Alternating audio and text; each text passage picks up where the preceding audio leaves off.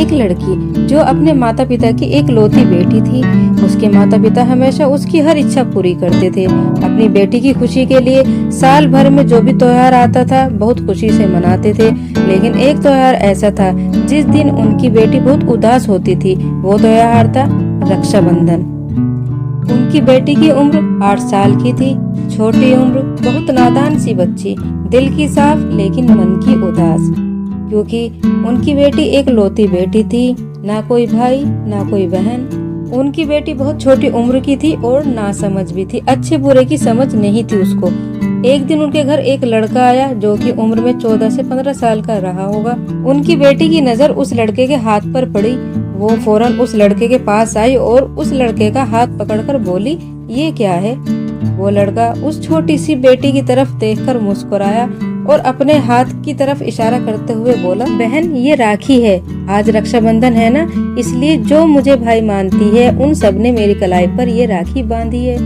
ये सुनकर वो बच्ची बोली, अच्छा तो फिर आप मेरे भी भाई बन जाओ, मैं आपको राखी बांधूंगी। हाँ क्यों नहीं, आप जैसी प्यारी सी बहन के लिए तो मैं अभी भाई बन जाता हूँ। तो फिर भैया मुझे भी आपको राखी बांधनी है, लेकिन मेरे पास तो राखी है ही नहीं। कोई नहीं, मैं अभी आपके लिए राखी लेकर आता हूँ, फिर आप मेरे हाथ पर भी राखी बांध देना।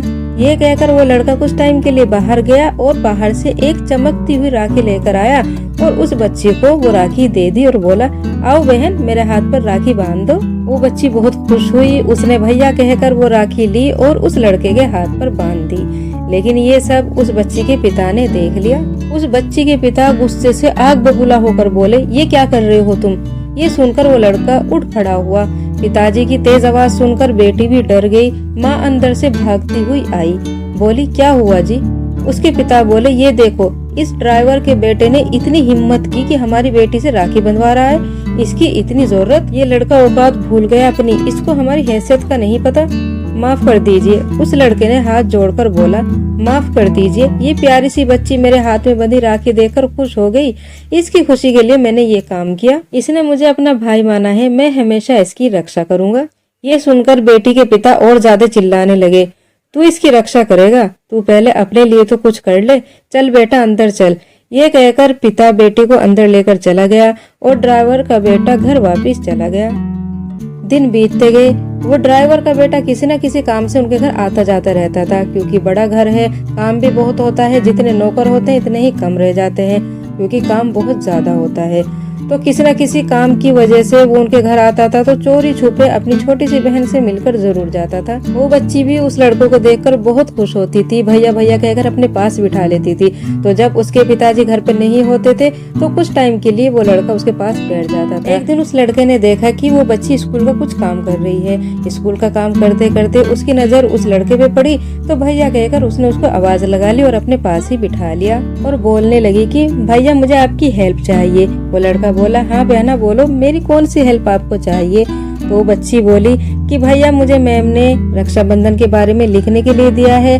आपसे अच्छा रक्षाबंधन के बारे में कौन बता सकता है? प्लीज आप मेरा ये काम कर दीजिए।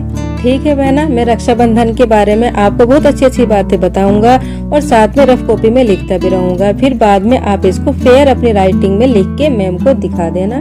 मैं बहुत अच्छा सा टॉपिक बना के लिख देता हूँ। ठीक है भैया, लिख दीजिए।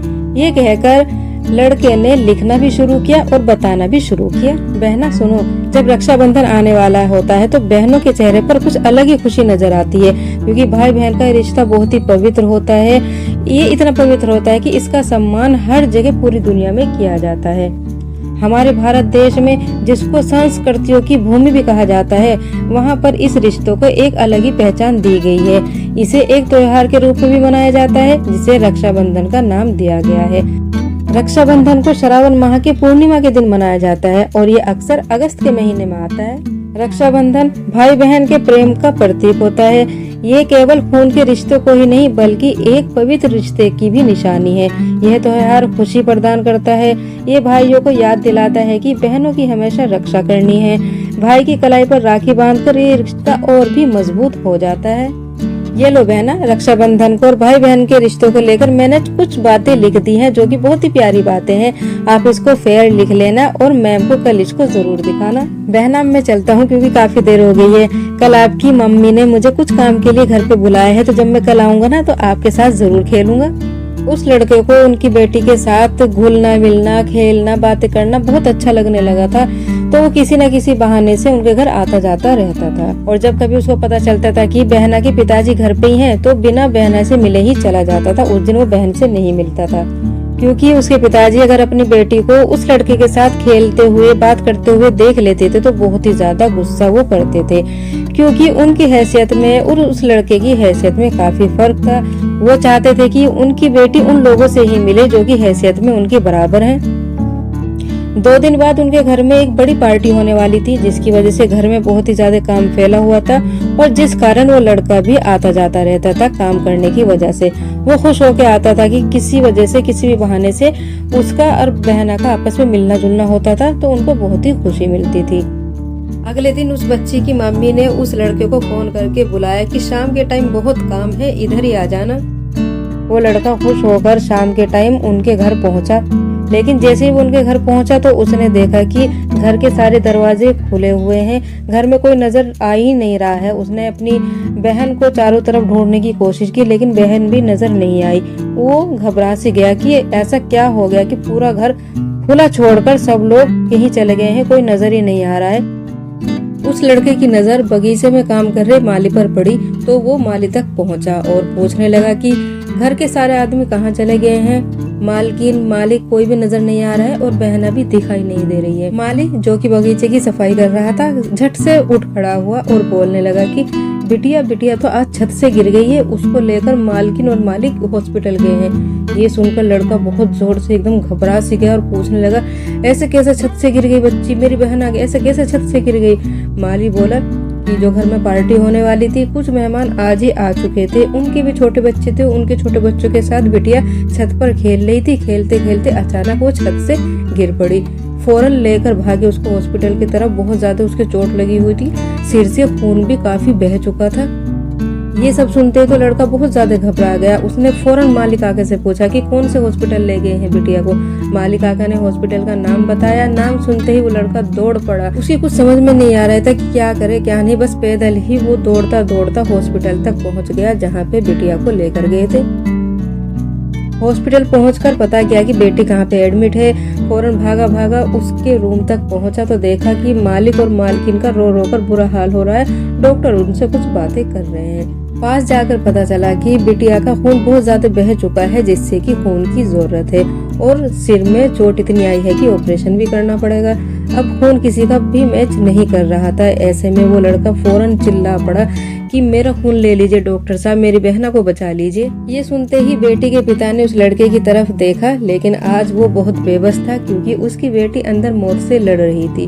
उसने डॉक्टर की तरफ इशारा किया और उस लड़कों को साथ ले जाने के लिए कहा कि इसका खून ले लीजिए। डॉक्टर फौरन उस लड़कों को अंदर लेके गए। खून की मैचिंग की गई, खून बिल्कुल मैच कर रहा था, तो बेटी को खून दे दिया गया। ऑपरेशन भी सक्सेस हो गया और प्यारी सी बेटी ने आंखें खोली। आंखें खोलते ही बिटिया ने चारों तरफ सबको देखा, लेकिन उसने इशारे से अपने भैया की तरफ ही इशारा किया और उसको अपनी तरफ बुलाया। उस लड़के ने पिता की तरफ देखा तो पिता ने भी मुस्कुरा के इजाजत दे दी। तो वो लड़का खुश होकर अपनी बहना के पास बैठा, रोता रहा और खुश भी होता रहा, क्योंकि वे जो आंसू थे खुशी के आंसू थे। आज उस बेटी के पिता भी उस लड़के से काफी खुश थे और अपने बुरे व्यवहार से वो उसके लिए माफी भी मांग रहे थे। आज सच में उस मुंह बोले भाई ने भाई होने का फर्ज अदा किया। तो दोस्तों, कहानी को ज्यादा लंबा ना करते हुए कहानी को यहीं पे समाप्त करते हैं। रक्षाबंधन की आप सबको ढेरों शुभकामनाएं। फिर से मिलेंगे एक बहुत ही खूबसूरत कहानी के साथ। इसके लिए चैनल को भी सब्सक्राइब जरूर कर लीजिए।